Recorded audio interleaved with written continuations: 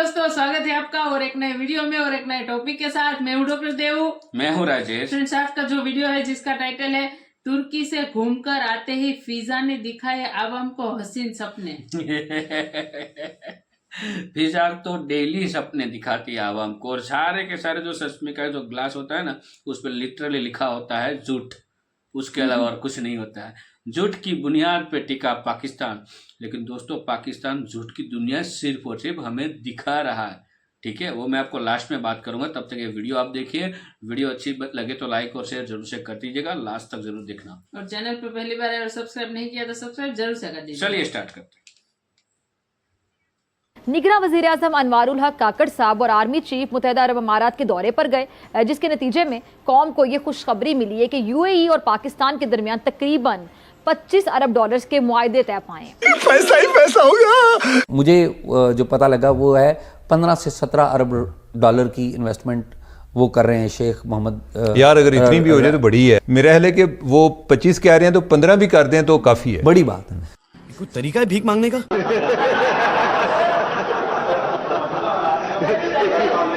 ना आरिया है ना जारिया है, अब खड़ा खड़ा मुस्कुरा रिया है। अभी देखो, मैं किसी के रंग में भंग, मेरा मतलब उर्दू की कहावत है ये, मैं किसी का खराब नहीं करूंगा, मजाक किरकिरा नहीं करूंगा। इंजॉय करना है कर लो। पहले रियल एस्टेट वालों को समझाता रहा कि तुम्हारे साथ अच्छी नहीं होगी, और आज आप देखो ख्वार होते फिर रहे हैं।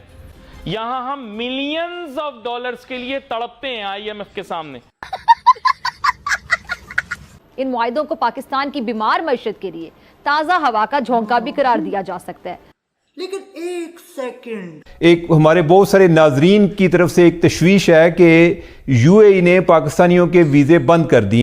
साला ये दुख का खत्म नहीं होता बे। नमस्कार दोस्तों, मैं हूं सौरभ एक और नए वीडियो के साथ। दोस्तों, पाकिस्तान में अगर लोन मिल जाए तो भाई किसी कंट्री से तो इतना खुशियां मनाई जाती है, इतना कि क्या ही बोल सकते हैं उस पर। और जिस हिसाब से आपको इंट्रो में देख के पता चल गया होगा कि भाई ये लोन का है, ऐसा नहीं है कि भाई रिटर्न ही नहीं करना है। ये वाला हाल होता है ना कि हाँ ठीक है, लोन मिलना या जो भी ये लोग बोल रहे हैं कि एग्रीमेंट हो गया है, मुआहदा तय हो गया है। अब मुआवजा कहाँ तक, मुआहदा कहाँ तक, क्या पता नहीं है क्या बोलता है, मतलब एग्रीमेंट कहाँ तक किस चीज़ पे हुआ है, इसका अभी तक खुलासा ही नहीं है कि भाई कौन सेक्टर में वहाँ के पैसे लगा रही हुई। लेकिन अभी से ही ढोल बजने स्टार्ट हो गए। अब किस सेक्टर में पैसे लगाएगा, कब लगाएगा कि नहीं लगाएगा, ये भी अभी तक क्लियर नहीं है। और ये भी है कि भाई पिछला आईएमएफ का जो पैसा लिया गया था आईएमएफ से, अब उसमें ये बात निकल कर सामने आई है कि इस सरकार जो इनके थे फिनांस मिनिस्टर, उन्होंने सारे गलत डेटा शो किए थे आईएमएफ के सामने ताकि पैसे मिल जाए। अब उस चीज़ को लेकर के आईएमएफ भी इस बार पैसे का अप्रूवल तो दे दिया है, लेकिन आने वाला टाइम के लिए बहुत ही दिक्कत है। तो चलिए देर न करते डिटेल्स में सबसे पहले इस वीडियो को देखते हैं। और अगर वीडियो अच्छा लगे तो वीडियो को लाइक जरूर कर दीजिएगा। चैनल पर नहीं तो चैनल को सब्सक्राइब कर लीजिएगा, बेल आइकन प्रेस करना ना भूलिए ताकि यार आने वाली लेटेस्ट वीडियो का नोटिफिकेशन आपको मिल सके। तो चलिए देर न करते सबसे पहले इस वीडियो को स्टार्ट करते हैं, फिर मिलते हैं वीडियो का। आज पाकिस्तान स्टॉक एक्सचेंज में 814 पॉइंट्स की तेजी देखने को मिली है, जिसके नतीजे में मुल्क की तारीख में पहली बार 100 इंडेक्स ने 60,500 पॉइंट्स की बुलंद तरीन सतह भी अबूर कर ली है। क्योंकि मफामी जो यादाश्तें हैं उन पर जो दस्तखत हैं वो होने के साथ ही इसके जो नताइज हैं वो भी आना शुरू हो गए हैं। अब गौर तलब बात क्या है, वो ये है कि जी ये सब निगरां हुकूमत में हो रहा है, ज़रा गौर करें। जबकि सियासी माहौल में शदीद गर्मा गर्मी भी है। मुल्क के सारे माशी हालात ठीक हो चुके हैं और आईएमएफ भी हमसे खुश वापस गई है। ऐसा महसूस होता है जैसे जो तारीकी के बादल पाकिस्तान की मईशत पर छाए हुए थे, ये सब अब छट चुके हैं। हमारे बिजनेसमैन और इंडस्ट्रियलिस्ट ऐसे खुशी से नाच गाना कर रहे हैं, खुशियां मना रहे हैं, शादियाने बजा रहे हैं। और आपने भी देखा होगा कि मुख्तलिफ मीडिया पर और प्रोग्रामों में आकर एक दूसरे को भी शाबाशियां दे रहे हैं और कह रहे हैं कि साहब हमने तो कमाल कर दिया, मईशत ठीक हो गई। नासिर अली शाह बुखारी साहब, सबसे पहले मैं ये जानना चाहूँगी, ये जो सरमायाकारी है पाकिस्तानी मईशत के लिए किस कदर अहम है, ख़ासतौर पे इस वक्त में, और इसके क्या समरात हासिल होंगे? जी, ये देखिए कि इसको सियाको सबाक के साथ देखना होगा, क्योंकि SIFC जो है जब कायम हुआ था शहबाज शरीफ साहब की और आर्मी चीफ की मुश्तरका कोशिशों से, उसके बाद ये बात तय थी कि इसके लिए जो स्टेप्स लिए जाएंगे, जो उसका मकसद था कि इन्वेस्टमेंट जो है वो इंटरनेशनली भी और डोमेस्टिकली भी जो है उसको किस तरीके से सिक्योर किया जा सकता है, उसके सिलसिले में जो बायलैटरल एग्रीमेंट्स की ज़रूरत थी और जो एक इकोनॉमिक स्टेबिलिटी प्रोग्राम की अहमियत थी उसको समझते हुए जो है एक 5-6 माह की एक मुस्तकिल कोशिश की गई और उसका जो समरात है वो यकीनन निगरान दौर में हमें नज़र आ रहे हैं और आने वाली हुकूमत जो है ख़ास तौर पे इलेक्शंस के बाद हमें यकीन है कि ये समरात जो है इसके मजीद कई फ़वाइद हासिल होंगे। ये स्टॉक एक्सचेंज बढ़ रही है, ये वो ठीक है, ये खुशियां मना रहे हैं, शादियाने बजा रहे हैं, लेकिन एक बैनुल अक़वामी मफरूज़े की बुनियाद पर आपसे बात कर रहा हूं, एक बैनुल अक़वामी माहिर का यही सवाल बुनियादी तौर पर होगा कि आपकी जीडीपी जो है वो नियर टू जीरो है, आपकी जीडीपी जो है नियर टू जीरो है, और स्टॉक मार्केट जो होती है रिफ्लेक्शन ऑफ द इकोनॉमी होती है। वो ये कहते हैं कि अगर जीडीपी ना बढ़ी हो स्टॉक मार्केट बढ़ ही नहीं सकती। क्या ये बात दुरुस्त है कि नहीं? माजी में आपको पता है 4-5 दफे ऊपर ले गए, उसके बाद खून में नहा गए स्टॉक एक्सचेंज। तो अभी जब तक ये डंडा है ऐसे चलता रहेगा, जिस वजह होगा इलेक्शन होंगे, कोई हंगामा आ रही होगी, कोई बड़ा झटका लगेगा तो आप ये देखिएगा कि एक बड़ा खदशा पैदा हो जाएगा। तो मेरा कहना है इसको भी जहन में रखें। माजी में आपने देखा कि कई मरतबा बहरान आए, क्रैश हुआ, उसके बाद इंक्वायरी कमेटी बनी, ऑडिट हुए, बड़ा रिपोर्ट उसको दफन कर दिया। तो ये बड़ा खतरनाक सो है, इस पर जरा सा खौफ आना चाहिए और आता है। एक हमारे बहुत सारे नाजरीन की तरफ से एक तशवीश है कि यूएई ने पाकिस्तानियों के वीज़े बंद कर दिए। जो यूएई है उसमें दुनिया से के 196 ममालिक के लोग रहते हैं, 196 ममालिक के लोग रहते हैं। उनमें पाकिस्तानी जो हैं वो 1.7 मिलियन पाकिस्तानी हैं, यानी कि 17 लाख के करीब पाकिस्तानी वहाँ पर रहते हैं। अब होता यह है उमर साहब के बहुत सारे लोग यहाँ पर ट्रैवल एजेंट के ज़रिए वीज़ा अप्लाई करते हैं और स्किल्ड वीज़ा अप्लाई करते हैं। कोई मेसन है, कोई कंस्ट्रक्शन के किसी और शोबे से जुड़ा हुआ है, कोई शीशे का काम करता है, कोई बहुत सारे काम है। और हमारे जो ट्रैवल एजेंट्स हैं उनका भी एक प्रोफेशन है, वो भी पैसे कमाते हैं ऐसे लोगों से। अब वहाँ पे यूएई में क्या हो रहा है, यूएई की उनकी बाकायदा ह्यूमन रिसोर्स की एक मिनिस्ट्री है जो कि उनका एक डाटा है, जो कि डाटा रखते हैं कि उनके पास हर एक स्किल का कितना बंदा मौजूद है और कितने बंदे जॉब के ऊपर हैं, कितने बंदे जॉब के बगैर हैं। हमारे जो पाकिस्तानी हैं उनकी भी बड़ी प्रॉब्लम्स भी हैं। हमारे लोग बाज़ औक़ात लड़ाई झगड़ा भी करते हैं, कोई मिल के यूनियन बाजी भी कर लेते हैं, जो जिस तरीके से हैं। तो उसका भी असर वहाँ की जो गवर्नमेंट है वो मॉनिटर करती है।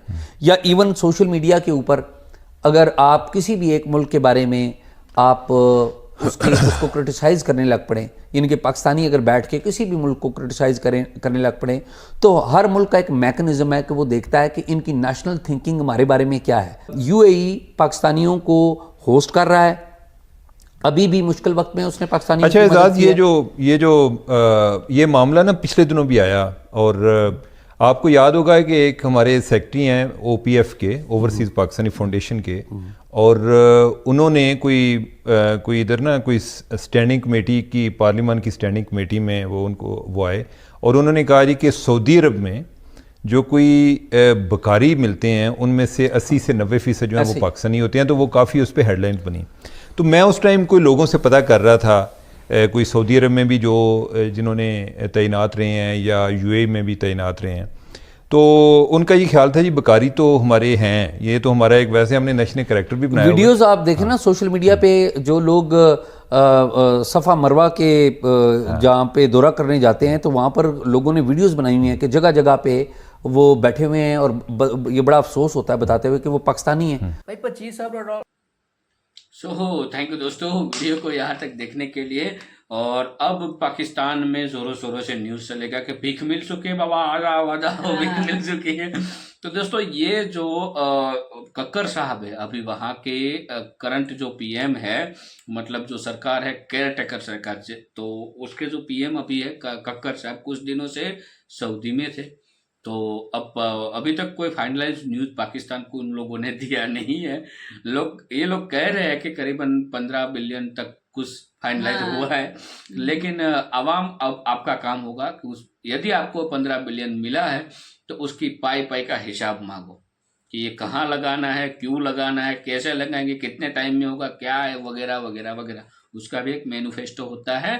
उस मैनिफेस्टो को आपकी गवर्नमेंट के पास से जरूर मांगना, ताकि हो सके कि इस बार आवाम के लिए कुछ अच्छा न्यूज़ आए। हम भी आशा करते हैं आपके लिए अच्छा न्यूज़ आए, तो आपके लिए बेहतरी होगी।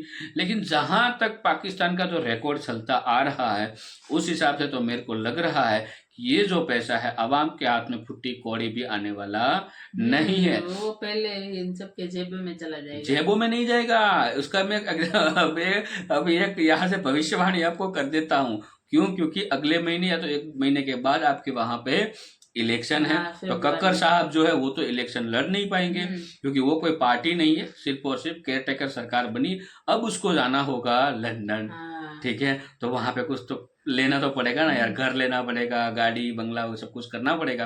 तो अब ये जो है लेके आए हैं पैसा और कक्कर साहब गायब। ये पक्का लिख लेना, कक्कर साहब 1 या 1.5 महीने में पाकिस्तान से गायब होंगे, लंदन में मिलेंगे। अभी से तैयारियां स्टार्ट हो चुकी है। ये मैं भविष्यवाणी जो अब तक का रिकॉर्ड आ रहा है ना पाकिस्तान का, उस रिकॉर्ड को देख के बता रहा हूं। वही करते हैं। हाँ, ज्यादातर हमने वही देखा है। फिर अब इस बार पता नहीं, कक्कर साहब तो भाई वहां के जज थे कोर्ट में, और बड़े कोर्ट जो थी उसमें जज थे। तो पता नहीं ये बंदा ठीक जाए तो अदरवाइज मेरे को नहीं लग रहा, जिस हिसाब से रिकॉर्ड चलता आ रहा है। ये तो आपके लिए एक मजाक बनने वाला है पाकिस्तान या में। लंदन जाओ या जेल में जाओ, यहाँ 2 में से एक चीज होने वाली है। तो भाई वो भी कानून को जानता है, जानने वाला बंदा है, तो कुछ ना कुछ ऐसा ही करेगा कि कोई भी बारी नहीं रहेगी कि वहां से कक्कर साहब को रिटर्न लाया जाए, ठीक है। ऐसी कोई खिड़की आपको मिलने वाली है नहीं, क्योंकि वो कानून जानते हैं, तो उसको पता है कहाँ जाना है कहाँ नहीं जाना है। तो उस हिसाब से उन्होंने भी तैयारियां कर दी है। तो अब तक इलेक्शन आए तब जो पूरा देश है इलेक्शन के मूड में रहेगा, और भाई साहब है पहले टिकट कटवा के निकल लेंगे।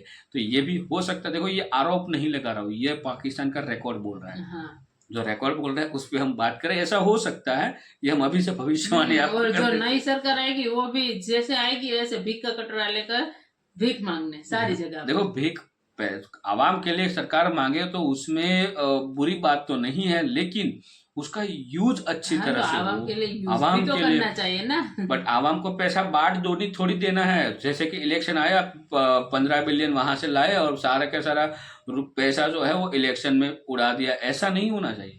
वो कुछ उस नए प्लांट लाओ आपके देश हाँ, में। कुछ मतलब हाँ, रोजगार 5 साल के मिले सबको। 5 साल के बाद या 10 साल के बाद उससे इकोनॉमी में यूज हो, और जो माथे पे बहुत सारा बोझ लेके पाकिस्तान घूम रहा है उसमें कुछ कटौती आए, ऐसा कुछ काम में यूज हो तो अच्छी बात है। लेकिन ये आए, अब इलेक्शन है, हो सकता है, मेरे को तो डाउट है, इस बार भी मेरे को डाउट है। लेकिन वो तो जो लेके आएंगे तो 15 या 20 दिन के बाद आपके वहां से न्यूज आ ही जाएगी, मीडिया में कहीं ना कहीं न्यूज आ जाएगी कि उसका यूज कहाँ हुआ है। तो इस वीडियो को दोस्तों क्षमा चाहता हूँ, यहाँ पे वीडियो को समाप्त करते हैं, आपसे विदाई लेते हैं, मिलते हैं और अगले वीडियो में आपके साथ। टिल देन जय हिंद, जय हिंद, जय जय भारत।